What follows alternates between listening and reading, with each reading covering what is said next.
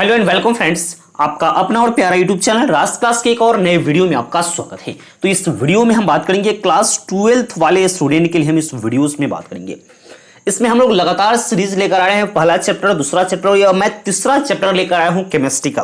Class 12th का chemistry का तीसरा चैप्टर क्या है? वैद्युत रसायन, या इसको विद्युत रसायन, इंग्लिश में इसको इलेक्ट्रोकेमिस्ट्री कहते हैं। इसकी पूरी बेसिक टू एडवांस कॉन्सेप्ट आपको इस वीडियो में मिलेगी।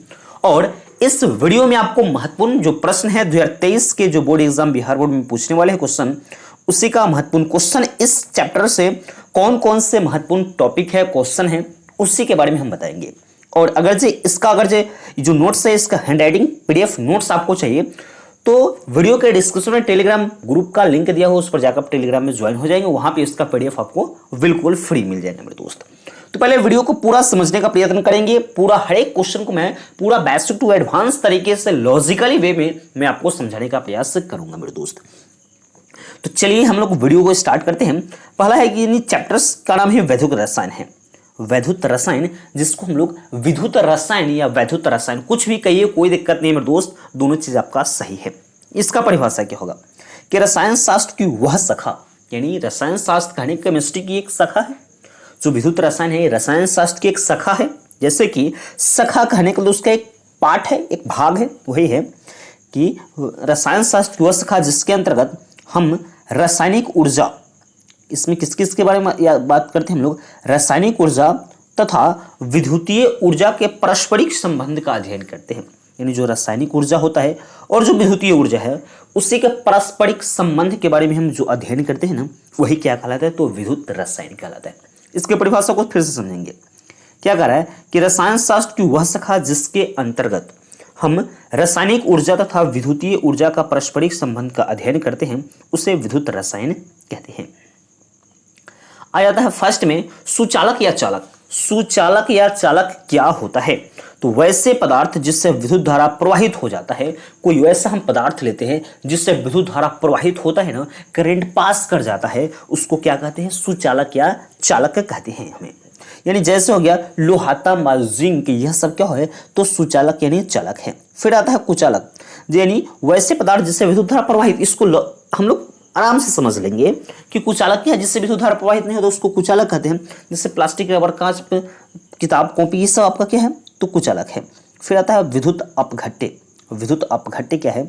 तो वैसे पदार्थ जो गलित, द्रवित या जलीय विलयन में, ठीक है, गलित हो, द्रवित हो या जलीय विलयन अवस्था में आयनित होकर विद्युत धारा प्रवाहित करती है। यानी कोई वैसा पदार्थ हो जो गल जाता है, द्रवीय अवस्था में हो जाता है, जलीय विलयन अवस्था में आयनित होकर उसमें वह टूट कर विद्युत धारा तब पर ही उससे प्रवाहित होती है विद्युत धारा, उसको हम लोग क्या कहते हैं? विद्युत अपघट्य कहते हैं। जैसे हैं sodium chloride NaCl, potassium chloride KCl, zinc जिरेनोसल्फोर। ठीक है, अब यहाँ पे आता है विद्युत अनअपघट्य क्या है? तो विद्युत अनअपघट्य क्या होता है? वैसे पदार्थ जो गलित या द्रवित या जलीय विलयन अवस्था में आयनित नहीं होता है, वह आयनित होता है, उसको विद्युत अपघट्य कहते हैं। ये गलीय इस सब अवस्था में आयनित नहीं होता है, इसको आप देख लीजिएगा, उसको हम लोग कहते हैं विद्युत अनअपघट्य कहते हैं। अब यहाँ पे आता है कि धात्विक चालक और विद्युत अपघटनी चालक में अंतर है। ये क्वेश्चन है, ठीक है, इसको हम लोग समझते क्या है। पहले धात्विक चालक और विद्युत अपघटनी चालक क्या है? इसमें विद्युत धारा का प्रवाह इलेक्ट्रॉन गमन के कारण होता है। यानी जो धात्विक चालक है, इसमें जो विद्युत धारा जो प्रवाहित होता है ना, यानी यह जो विद्युत धारा प्रवाहित होती है, इलेक्ट्रॉन यानी E की पावर माइनस होता है, इसके गमन के कारण इसमें विद्युत धारा प्रवाहित होती है। इसमें विद्युत अपघटनी चालक, इसमें विद्युत धारा का प्रवाह आयन के गमन होने के कारण होता है। फिर आता है दूसरा नंबर, इसमें कोई रासायनिक परिवर्तन नहीं होता है। इसमें कोई रासायनिक परिवर्तन नहीं है, लेकिन इसमें रासायनिक परिवर्तन होता है। फिर अगला है, इसमें किसी भी पदार्थ का गमन नहीं होता है। इसमें किसी भी पदार्थ का गमन नहीं होता, इसमें आयन का क्या होता है? तो गमन होता है। ताप बढ़ने से इसकी चालकता घटता है और ताप बढ़ने से इसकी चालकता क्या होता है? तो बढ़ता है। अब यहां से हमारा टॉपिक, वेस्ट इंपॉर्टेंट टॉपिक यहां पे से स्टार्ट होता है कि प्रतिरोध क्या होता है, रेजिस्टेंस क्या है।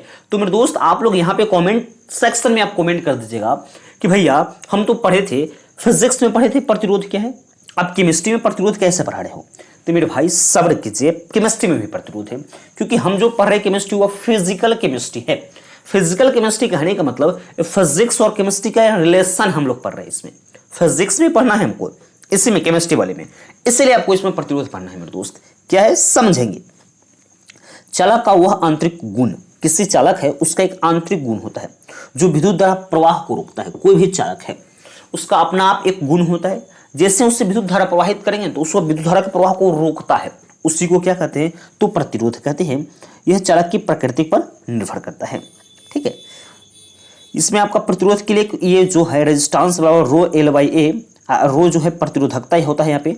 इसके लिए रेजिस्टेंस के लिए आपको यहाँ पे एक फॉर्मूला, इस फॉर्मूला को आप लोग याद कर रहे हैं, आपके ऑब्जेक्टिव इससे क्लियर हो जाएंगे मेरे दोस्त। ठीक है, आगे हम लोग आते हैं कि प्रतिरोध का एसआई मात्रक। तो प्रतिरोध का एसआई मात्रक क्या होता है तो ओम होता है। फिर आता है प्रतिरोधकता। क्या होता है प्रतिरोधकता? किसी 1 सेंटीमीटर लंबे तथा 1 सेंटीमीटर स्क्वायर अनुप्रस्थ काट के क्षेत्रफल वाले चालक द्वारा उत्पन्न किया गया प्रतिरोध ही क्या होता है तो प्रतिरोधकता है। क्या कर रहा है 1 सेंटीमीटर लंबे, ठीक है, तथा 1 सेंटीमीटर स्क्वायर, यानी 1 सेंटीमीटर यह स्क्वायर में आ जाएगा, काट के क्षेत्रफल वाले चालक द्वारा उत्पन्न किया गया जो प्रतिरोध होता है उसको प्रतिरोधकता कहते हैं। इसमें अब प्रतिरोधकता को ही विशिष्ट प्रतिरोध कहा जाता है। फिर यहाँ पे आता है चालकता, यानी प्रतिरोधकता के प्रतिरोध के व्युत्क्रम को क्या कहते हैं चालकता कहते हैं, और इसको जी या सी से हम लोग प्रदर्शित करते हैं। ठीक है, और इसका एसआई मात्रक हो जाएगा प्रति ओम। ठीक है, यानी ओम इनवर्स इसका एसआई मात्रक हो जाएगा। फिर आता है सेल नियतांक। क्या है सेल नियतांक?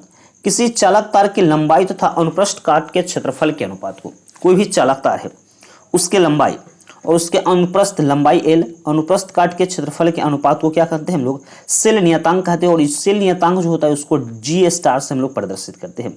जैसे यहाँ पे आपको एक फॉर्मूला लिखा गया है सेल नियतांक का, यहाँ पे देख लीजिएगा। फिर आता है विशिष्ट चालकता। क्या होता है प्रतिरोधकता के व्युत्क्रम को क्या कहते हैं तो विशिष्ट चालकता कहते हैं। जो प्रतिरोधकता है अवरोधकता है उसकी जो हम उल्टा कर देते हैं ना, इनवर्स कर देते हैं, उसको हम लोग विशिष्ट चालकता कहते हैं। और विशिष्ट चालकता को किससे प्रदर्शित किया जाता है तो के से प्रदर्शित करते हैं, और विशिष्ट चालकता के बराबर 1/ρ होता है। अब यहाँ से आता है सेल के प्रकार। यह जो हम इसके बाद जो टॉपिक डिस्कस कर रहे हैं आपके बोर्ड एग्जाम के लिए बहुत ही महत्वपूर्ण है मेरे दोस्त। वीडियो को पूरा एंड तक देखिएगा, आपको बेनिफिट जरूर से जरूर होगा। मैं आपको पूर्ण विश्वास दिलाता हूं, इससे आपके 3-4 नंबर क्लियर हो जाएंगे, 5 नंबर तक आपसे इसमें क्लियर हो जाएंगे मेरे दोस्त। वीडियो को पूरा एंड तक जरूर देखिएगा। क्या आता है विद्युत रासायनिक सेल, ये क्वेश्चन आपका पूछता ही है, इसका अंतर पूछता है। देखिएगा विद्युत रासायनिक सेल क्या है तो वैसे सेल जो रासायनिक ऊर्जा को किस में परिवर्तित करता है, रासायनिक जो ऊर्जा है ना उसको विद्युतीय ऊर्जा में परिवर्तित जो कर देता है ना उसको कौन सा सेल कहते हैं तो विद्युत रासायनिक सेल। यानी रासायनिक ऊर्जा को किस ऊर्जा में परिवर्तित करता है तो विद्युत ऊर्जा में परिवर्तित कर देता है, उसे विद्युत रासायनिक सेल कहते हैं। फिर अगला आता है विद्युत अपघटनी सेल। क्या है वैसे सेल जो विद्युत ऊर्जा को रासायनिक ऊर्जा में परिवर्तित कर देता है। उसमें था कि रासायनिक ऊर्जा को विद्युत ऊर्जा में परिवर्तित करता है, अब यह क्या कर रहा है कि विद्युतीय ऊर्जा को रासायनिक ऊर्जा में परिवर्तित करता है, उसको विद्युत अपघटनी सेल कहते हैं। अब यहाँ पे आ जाता है कि विद्युत रासायनिक सेल और विद्युत अपघटनी सेल में क्या लिखिए तो अंतर बताइए कि विद्युत रासायनिक सेल और विद्युत अपघटनी सेल में अंतर। इसमें अंतर हम लोग पहला लिखते हैं यह रासायनिक ऊर्जा को विद्युतीय ऊर्जा में परिवर्तित कर देता है, और फिर इसमें लिखेंगे कि यह विद्युतीय ऊर्जा को किस ऊर्जा में परिवर्तित करता है तो यह विद्युतीय ऊर्जा को रासायनिक ऊर्जा में परिवर्तित कर देता है। फिर आ रहा है इसमें एनोड ऋणात्मक जबकि कैथोड धनात्मक होता है।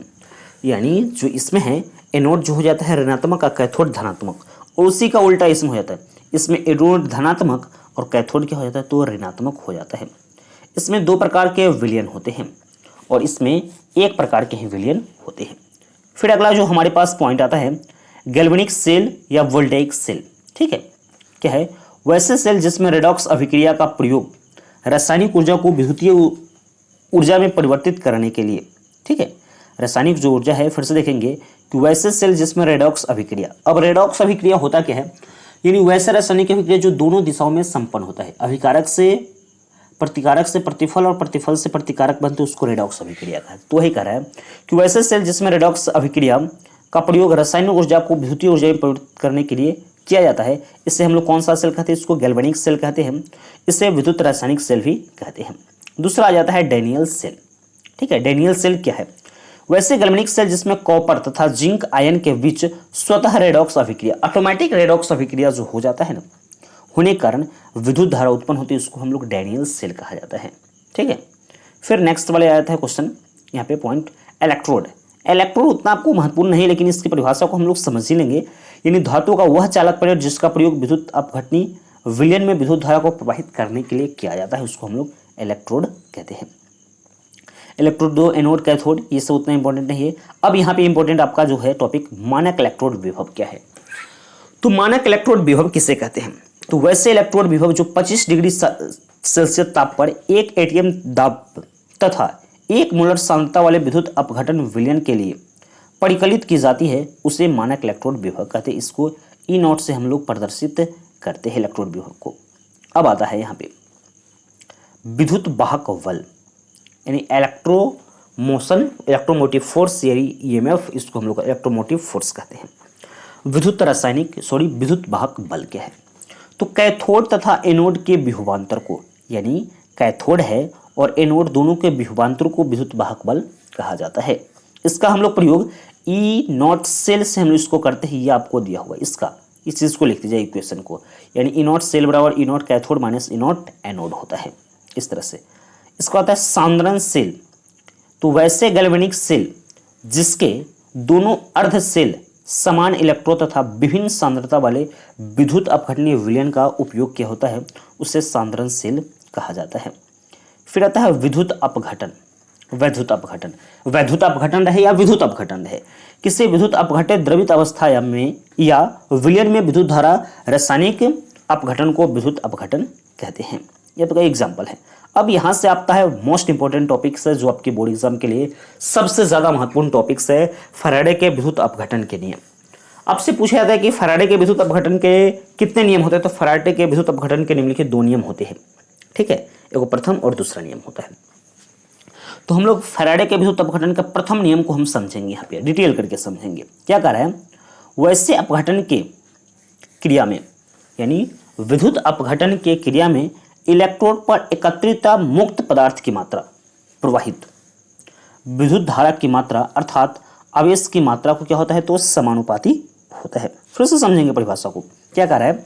विद्युत अपघटन के क्रिया में इलेक्ट्रोड पर एकत्रित या मुक्त पदार्थ की मात्रा प्रवाहित विद्युत धारा की मात्रा अर्थात आवेश की मात्रा की क्या होता है? तो वह समानुपाती होता है। यह दिया है W समानुपाती Q, और W यानी इस समानुपाती को हटाते तो Z एक स्थिरांक हो जाता है। यहाँ पे हम जानते हैं Q बराबर IT होते हैं, यहाँ लिख सकते हैं कि W बराबर Z गुने IT।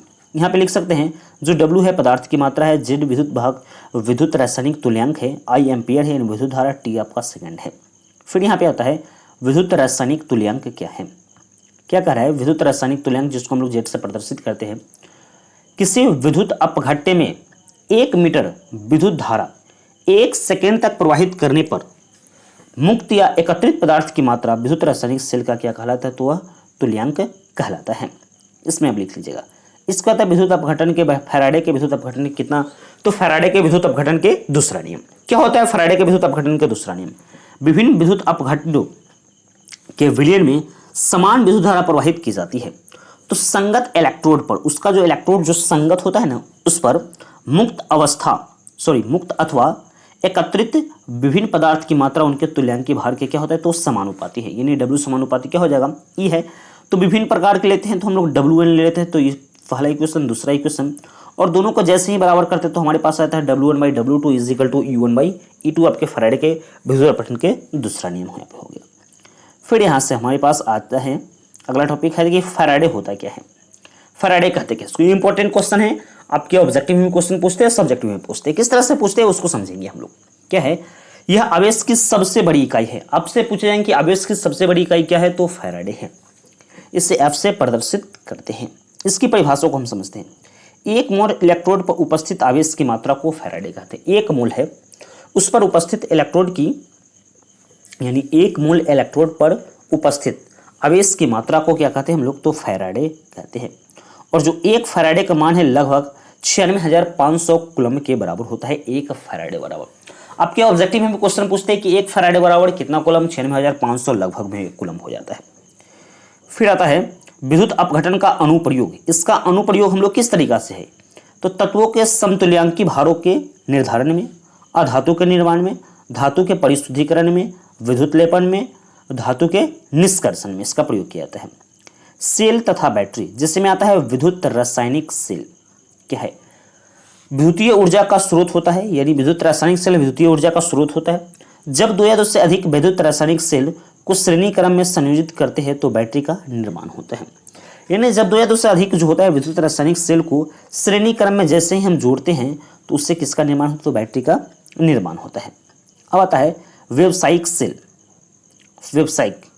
व्यावसायिक सेल है, उसका गुण है यह हल्का तथा वहनीय होना चाहिए। जो व्यवसाय करने के लिए जो सेल होता है वो हल्का होना चाहिए, वहनीय होना चाहिए। बैटरी का प्रयोग करते समय इसके वोल्टेज में अधिक परिवर्तन नहीं होनी चाहिए। इसकी जीवन अवधि अधिक होनी चाहिए। और व्यावसायिक सेल के प्रकार, पहला जो आता है प्राथमिक सेल आता है, जिसको इंग्लिश में लोग प्राइमरी सेल कहते हैं। इससे ऑब्जेक्टिव क्वेश्चन पूछते हैं और इस सब्जेक्टिव क्वेश्चन के लिए भी इंपॉर्टेंट चीज़ है। ये न्यूक्लियर सेल जिसमें रेडॉक्स की क्रिया एक ही बार होता है, अर्थात इन्हें पुनः आवेशित नहीं किया जा सकता है। यानी प्राथमिक सेल क्या है, इसे पुनः आवेशित नहीं किया जा सकता, प्राथमिक सेल कहते हैं। इसका नोट है, क्या कह रहा है, ये निश्चित अवधि या समय के बाद खराब हो जाता है, यह अनुत्क्रमणीय है, इसका प्रयोग दोबारा नहीं किया जा सकता प्राथमिक सेल। और प्राथमिक सेल का उदाहरण शुष्क और क्या हो जाता है, मरकरी। आपसे ऑब्जेक्टिव क्वेश्चन पूछते हैं कि प्राथमिक सेल का उदाहरण बताइए तो क्या हो जाएगा, शुष्क सेल और मरकरी। फिर आता है द्वितीयक सेल, वैसे सेल जिसे पुनः आवेशित किया जा सकता है, जिससे बार बार हम लोग उपयोग में ला सकते हैं, उसको हम लोग क्या कौन सा सेल कहते हैं, तो उससे द्वितीयक सेल कहते हैं। इसका उसी प्रकार यह इसे संचालक सेल भी कहते हैं। इसका उपयोग पुनः किया जा सकता है, यह उत्क्रमणीय होता है। द्वितीयक सेल का उदाहरण है लेड संचालक, इसका द्वितीयक सेल का उदाहरण है। फिर आता है शुष्क सेल, यानी शुष्क सेल क्या है, इसका उपयोग रेडियो, टॉर्च, घड़ी इत्यादि में इसका किया जाता है। फिर मरकरी इस तरह से है, इससे उतना नहीं है, यहाँ से इंपॉर्टेंट है। फिर ईंधन सेल, ईंधन सेल किसे कहते हैं, तो वैसे वोल्टेइक सेल जो है H2CO, CH4 इत्यादि के दहन से उत्पन्न ऊर्जा को सीधे विद्युतीय ऊर्जा में परिवर्तित कर देता है, उसको हम लोग ईंधन कहते हैं। यानी कि ऐसे वोल्टेइक सेल जैसे हाइड्रोजन, कार्बन मोनोऑक्साइड, मीथेन इत्यादि के दहन, उसको जलने के बाद उत्पन्न ऊर्जा को सीधे विद्युतीय ऊर्जा में परिवर्तित कर दिया जाता है, इसे क्या कहते हैं, तो इसे ईंधन सेल कहते हैं, जैसे ये आपको दिया हुआ है। फिर आगे कह रहा है हाइड्रोजन ऑक्सीजन ईंधन का लाभ है, यह प्रदूषण मुक्त है, इसकी क्षमता उच्च होती है, इसका जीवन काल तब तक खत्म नहीं होता जब तक कि उसका सतत हाइड्रोजन इलेक्ट्रॉन पूर्णतः करते हैं। फिर यहाँ पे आता है हाइड्रोजन ऑक्सीजन की हानियाँ, यह महंगा होता है, ठीक है, ये आपको दिया हुआ, इसको देख लीजिएगा दो बार। ये संक्षारण क्या है, तो संक्षारण को समझते हैं वैसे प्रक्रिया जिसमें वायु तथा नमी की उपस्थिति में धातु की सतह पर पतली परत का निर्माण हो जाता है। यानी संक्षारण कहने जिसको हम लोग कहते हैं देहाती भाषा में जंग लग जाना, क्योंकि लोहा की वस्तु को अगर से हम बाहर छोड़ देते हैं, उस पर पानी उनी धूप पड़ता है तो उसमें वह जंग लगने लगता है, यानी संक्षारित होने लगता है। फिर इसका नोट पॉइंट है, यह अति मंद ऑक्सीकरण अभिक्रिया है। लोहे का संक्षारण यानी जंग लगना कहलाता है, लोहे का जो संक्षारण है वह क्या कहलाता है, जंग लगना कहलाता है। यह विद्युत रासायनिक प्रक्रिया को हमने संक्षारण से बचाव, बाधा रक्षण करना चाहिए। दूसरा है प्रति जंग विलयन का प्रयोग करना चाहिए, कैथोडिक रक्षण जस्तीकरण करना चाहिए। फिर सीमांत मूलर चालकता क्या है, यानी कह रहा है कि वैसे मूलर चालकता जो शून्य सांद्रता पर अथवा अनंत तनुता पर परिकलित किया था, यानी 0 डिग्री पर सेल्सियस पर शून्य सांद्रता और अनंत तनुता पर परिकलित की जाती है, उसे सीमांत मूलर चालकता कहते हैं। इसका जो सूचित, इसका ये सिंबल दिया है, इस सिंबल से इसको हम प्रदर्शित करते हैं। फिर यहाँ पे आता है कोलराउस का नियम। कोलराउस का नियम क्या है, कह रहा है कि इस नियम के अनुसार किसी विद्युत अपघट्य का मूलर चालकता शून्य सांद्रता या अनंत तनुता पर उसके धन आयन तथा ऋण आयन के मूलर चालकता के योगफल के बराबर होता है। ये धन आयन चालकता है, ऋण आयन मूलर चालकता उसके बाद के बराबर, दोनों के बराबर होता है। उसका कोलराउस के नियम का अनुप्रयोग, इसका अनुप्रयोग क्या होता है, तो इस नियम के द्वारा सबल विद्युत अपघट्य पदार्थ को मूलर चालकता अनंत तनुता पर परिकलित की जाती है। जो चैप्टर जो 3rd है विद्युत रसायन, इसका पूरा आपका कंप्लीटली इसमें सॉल्यूशन मैं आपको समझा दिया हूँ, जो आपके लिए बहुत ही महत्वपूर्ण है।